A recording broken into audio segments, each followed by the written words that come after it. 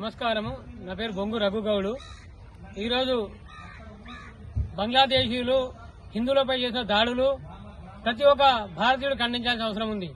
ఎందుకంటే ఈ బంగ్లాదేశ్ ఏర్పడింది భారత జవాన్ల త్యాగాల ఫలితంగానే బంగ్లాదేశ్ ఏర్పడిందని బంగ్లాదేశీయులు మర్చిపోవద్దు. ఈ రోజు భారతీయులు లేకపోతే, భారతదేశం లేకపోతే ఈ బంగ్లాదేశ్ అనేది ఉండేదే కాదు. అలాంటిది ఈ రోజు బంగ్లాదేశ్కి ఎంతో సైనికుల త్యాగఫలంతో ఏర్పడితే కూడా ఈ రోజు హిందువుల మీద దాడులు చేయడం అంటే ఇది దుర్మార్గం చర్య. దీన్ని పార్టీలకు అతీతంగా భారతీయులందరూ, భారతదేశంలో ప్రతి పౌరుడు ఖండించాల్సిన అవసరం ఉంది. ఈ రోజు ఇంకో విషయం ఏంటంటే, అసలు ఈ బంగ్లాదేశ్ అనే దాన్ని భారతదేశంలో ఉన్నటువంటి ఎవరికి కూడా వాళ్ళకి ఎటువంటి సౌకర్యాలు కల్పించదు ఈ భారత ప్రభుత్వం.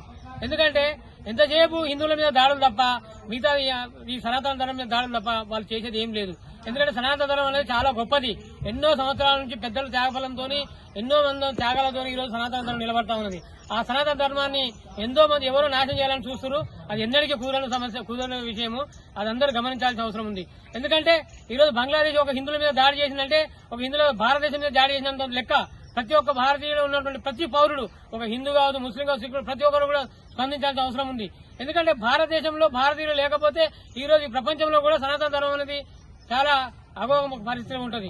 కాబట్టి ప్రతి ఒక్కరు కూడా ఆలోచన చేసి ఈ బంగ్లాదేశ్ మీద కంప్లైంట్ చేసి, ఐక్యరాజ్య సమితిలో కంప్లైంట్ చేసి, ఈ బంగ్లాదేశ్ కి ఏవి కూడా ఎటువంటి అవకాశాలు కూడా అందకుండా చూడాల్సిన బాధ్యత ఈ ఐక్యరాజ్య సమితి నుంచి రావాల్సిన అవసరం ఉంది. కాబట్టి భారతదేశం కూడా ఐక్యరాజ్య సమితి ఒత్తిడి చేసి, మిగతా దేశం ఒత్తిడి చేసి బంగ్లాదేశ్ కి ఎటువంటి సౌకర్యాలు కలగకుండా చూడాల్సిన అవసరం ఉంది. అప్పుడే కానీ బంగ్లాదేశ్ కి బుద్ధి వస్తుంది. కాబట్టి ప్రతి ఒక్కరు గమనించాల్సిన అవసరం ఉందని తెలియజేస్తున్నాను.